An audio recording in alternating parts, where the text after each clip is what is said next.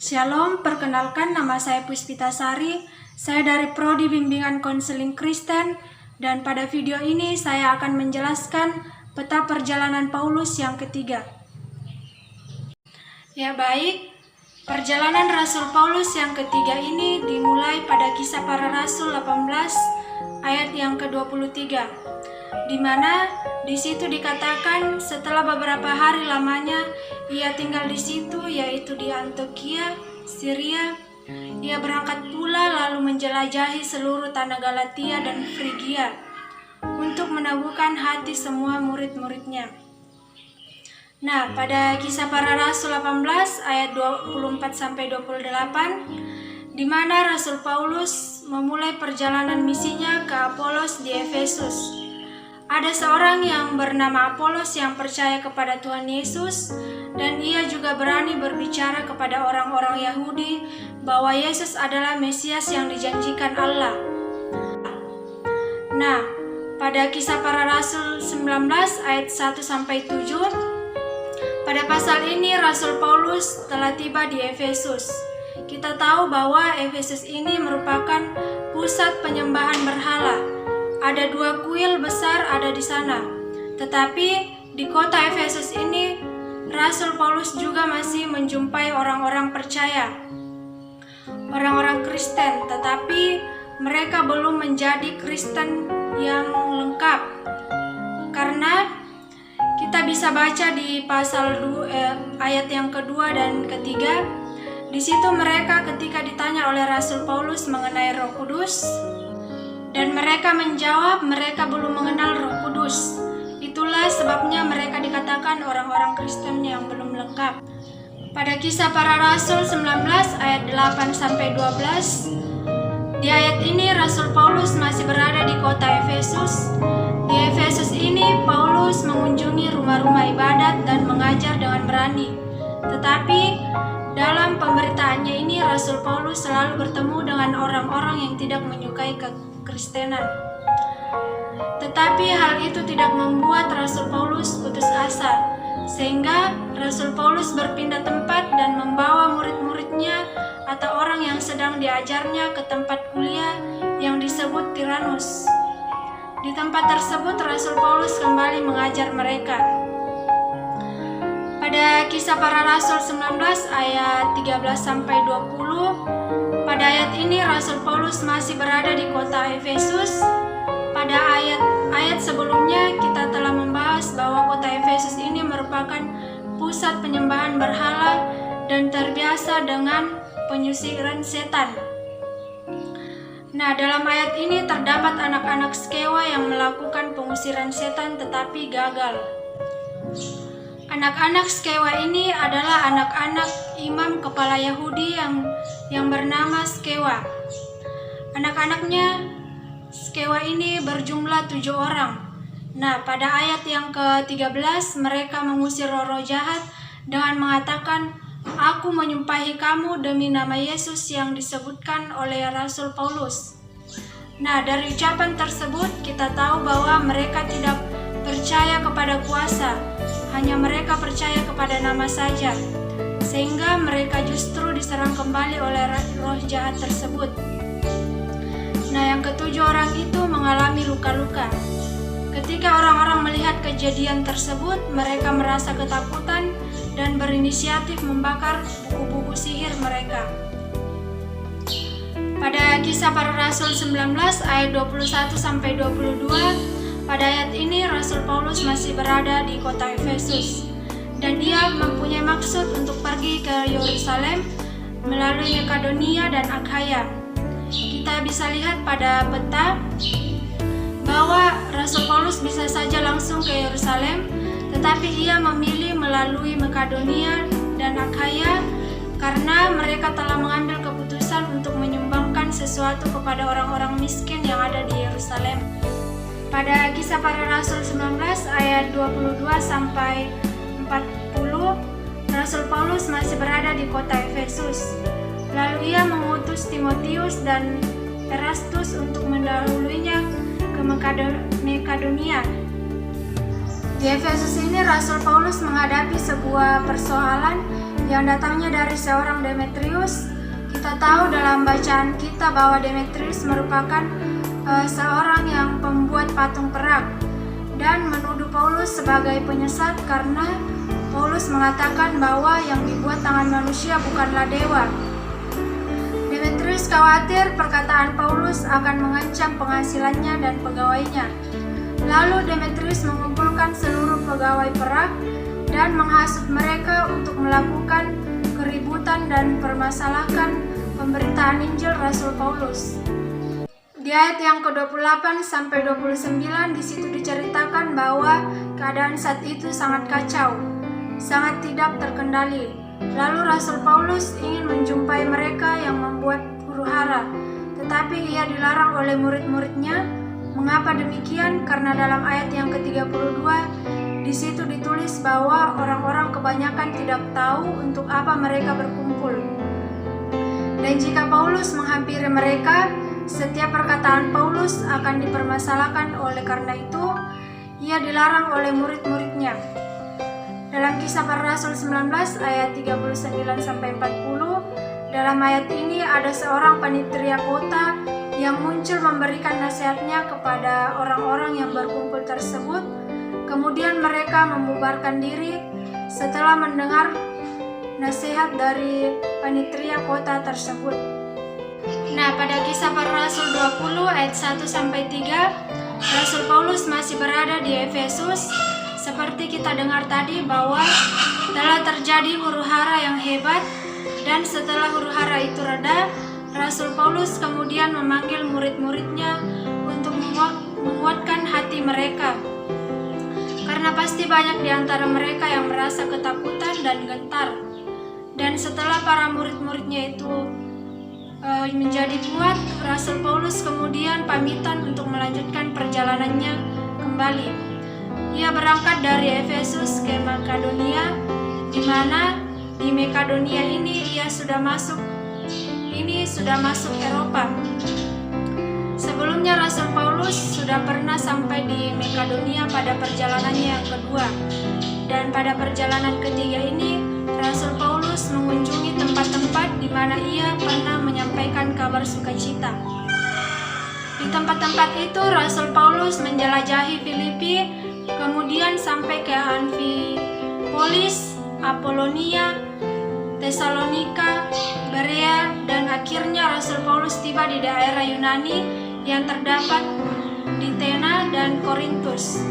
Di tempat itu Rasul Paulus terus menguatkan mereka. Setelah selesai menguatkan mereka, Rasul Paulus kembali ke Syria. Biasanya itu ke Kenkrea lalu kembali ke Syria, tetapi karena pada saat itu Rasul Paulus mendengar kabar bahwa orang-orang Yahudi di daerah itu hendak mengadakan pembunuhan kepada Rasul Paulus, maka Rasul Paulus membatalkan melewati jalan tersebut dan Rasul Paulus memilih jalan dari mana ia datang. Ini tidak merugikan Rasul Paulus karena justru ia masih diberi kesempatan untuk bertemu dengan murid-muridnya yang ada di sana. Pada Kisah Para Rasul 20 ayat 4-6, kita tadi sudah dengar bahwa Rasul Paulus telah kembali dan telah sampai di Makedonia, di mana ia disertai oleh Sopater, anak Pirus dari Berea, dan Aristarchus dan Secundus, keduanya dari Tesalonika, dan Gaius dari Derbe, dan Timotius, dan 2 orang dari Asia yaitu Tychicus dan Trophimus. Kita perlu ketahui bahwa dalam perjalanan Rasul Paulus ini, ia mengumpulkan uang untuk orang-orang miskin di Yerusalem, sehingga Rasul Paulus mengajak orang-orang tersebut dengan tujuan paling tidak membantu menjaga uang yang dikumpulkan tersebut, sehingga uang yang dikumpulkan akan aman. Terlebih dari itu, Rasul Paulus menjaga diri dari fitnahan dari si jahat, meskipun pada akhirnya Rasul Paulus mengalami tuduhan dan fitnahan. Setelah sampai di Makedonia, dari Filipi ia menuju ke pelabuhan Neapolis dan akan menuju ke Troas. Pada Kisah Para Rasul 20 ayat 4-12, pada saat ini Rasul Paulus sudah sampai di Troas. Dalam perjalanannya dari Filipi ke Troas itu selama 4 hari. Di Troas ini Paulus tinggal selama 7 hari. Pada saat itu Rasul Paulus berkumpul memecahkan roti dengan orang-orang percaya di tempat itu. Pada saat itu pembicaraan berlangsung sampai tengah malam dan mereka menyalakan lampu. Ada seorang muda yang bernama Eutikus. Ia duduk di jendela dan Rasul Paulus berbicara sangat lama sehingga membuat pemuda tersebut mengantuk dan ia tertidur lelap. Karena ia duduk di jendela, lalu ia jatuh dari tingkat 3 dan ketika diangkat orang tetapi sudah mati. Tetapi Rasul Paulus membuat ia hidup kembali. Pada Kisah Para Rasul 20 ayat 13-16, saat ini Rasul Paulus berangkat dari Troas ke Asos. Tempat-tempat ini tidak begitu jauh.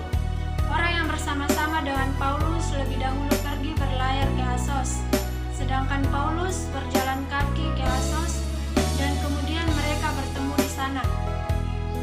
Lalu mereka berangkat dari Asos ke Matiene dan berjalan ke Pulau Kios, lalu terus berjalan lalu sampai ke Somos. Sehari kemudian mereka sampai di Miletus.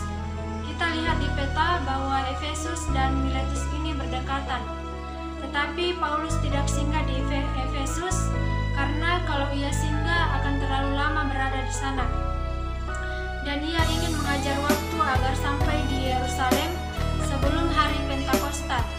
Hari raya Pentakosta yang dimaksud bukan hari raya turunnya Roh Kudus, tetapi hari raya orang Yahudi yang terjadi 50 hari setelah Paskah mengingat keluarnya bangsa Israel dari Mesir. Rasul Paulus sangat mengejar waktu agar bisa tiba di Yerusalem sebelum hari raya Pentakosta. Karena ketika hari raya Pentakosta tiba, semua orang Yahudi akan berkumpul di Yerusalem dan itu merupakan kesempatan yang sangat baik buat Rasul Paulus mengabarkan sukacita. Dan kesempatan ketika berada di Yerusalem merupakan juga kesempatan yang sangat baik buat Rasul Paulus bersaksi tentang siapa Tuhan Yesus. Pada Kisah Para Rasul 20 ayat 17-38, pada saat ini Rasul Paulus berada di Miletus. Kita telah dengar tadi bahwa Rasul Paulus tidak singgah di Efesus, tetapi Rasul Paulus mengundang para penatua di Efesus untuk datang ke Miletus.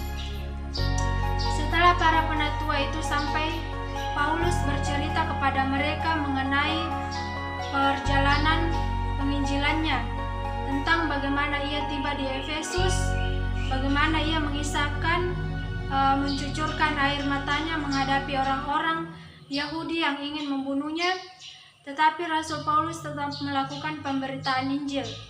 Karena Rasul Paulus juga tahu bahwa ketika ia sudah keluar dari Efesus, akan banyak orang-orang yang mengganggu anak-anak Tuhan agar kendor imannya. Dan disinilah tugas para penatua untuk mengepalakan mereka.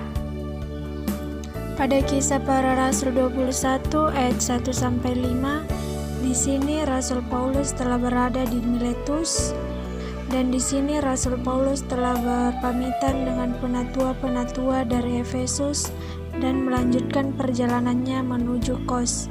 Kemudian dari Kos menuju ke Rodos, kemudian ke Patara.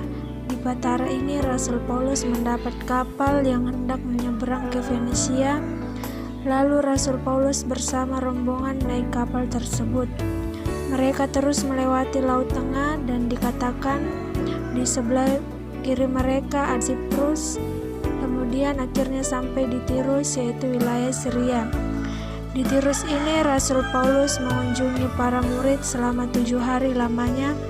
Oleh bisikan roh, murid-murid itu menasihati Paulus agar jangan pergi ke Yerusalem. Tetapi setelah lewat waktunya mereka meneruskan perjalanannya. Pada Kisah Para Rasul 21 ayat 7-14, pada saat ini Rasul Paulus berada di Tirus dan kembali berlayar di kota Ptolemois. Di kota itu ia tinggal 1 hari, dan setelah 1 hari mereka berangkat ke Kaisarea. Pelayanannya hanya sampai di Ptolemois, sehingga ke Kaisarea mereka menggunakan jalan darat. Dan ketika mereka sampai ke Kaisarea, Rasul Paulus tinggal di salah seorang muridnya yang bernama Filipus. Setelah beberapa hari tinggal di situ, datanglah seorang nabi yang bernama Agabus. Dia mengatakan bahwa beginilah orang yang empunya ikat pinggang akan diikat oleh orang-orang Yahudi di Yerusalem dan diserahkan ke dalam tangan bangsa-bangsa lain. Kita telah dengar tadi bahwa murid-murid melarang Paulus ke Yerusalem karena orang-orang Yahudi yang tidak menyukai Paulus pasti sudah merencanakan kejahatan bagi Paulus.